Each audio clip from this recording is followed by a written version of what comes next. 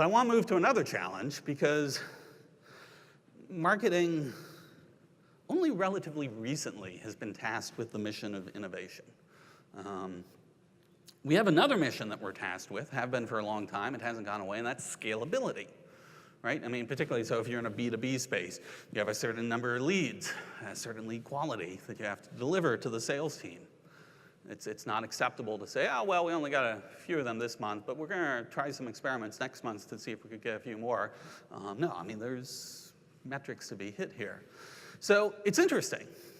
In looking at this from a management perspective, you see marketers trying to balance innovation activities and scalability activities. But it turns out these things are diametrically opposed in a lot of ways, right? Like innovation is a space where we want to be experimenting. In scalability, there's all these forces for standardization. What's the way we're going to standardize on something? In innovation, we explore a wide landscape of possibilities. Scalability is about exploiting the pieces on that landscape that we know are going to work well.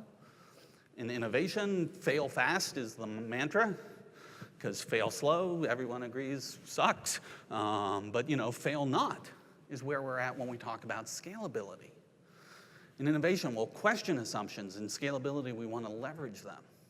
Innovation is very much about the speed of trying new ideas. Scalability, what really matters, what we're being held accountable for, is dependability.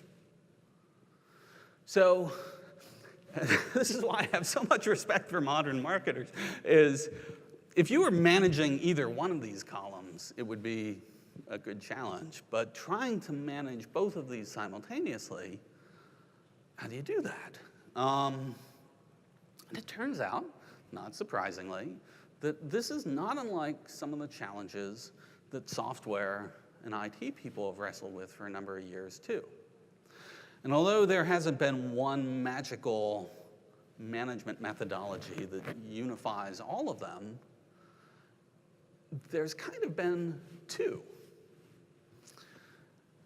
This idea that I believe Gartner actually first proposed for bimodal IT. So what the hell is bimodal IT? Actually, again, some of you guys probably know bimodal IT, but just briefly. So we know going back from the beginning, right? IT software used to be generally run in those waterfall processes. Then over time, lots of demand to move to more of these agile processes, which is great, except for IT departments, they really were struggling with this.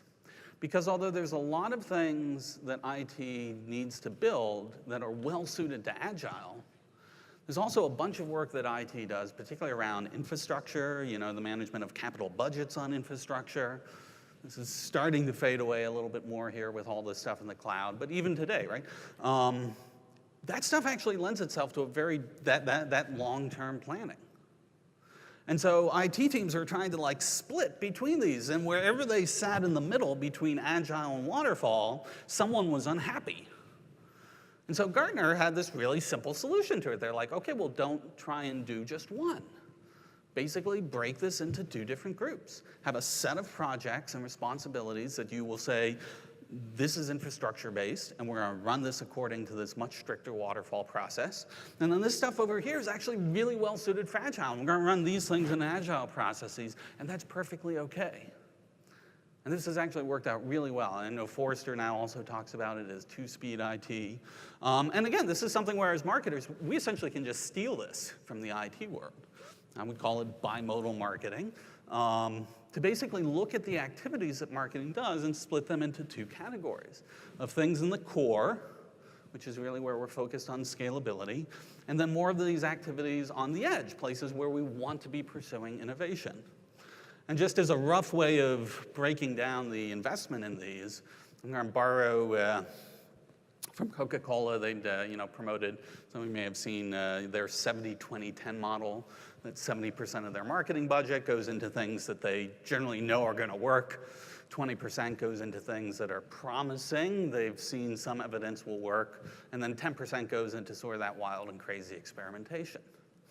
And I think wherever the split is for your particular company, right, it almost doesn't matter. It depends on what's right for you. But this idea of having a split is really helpful.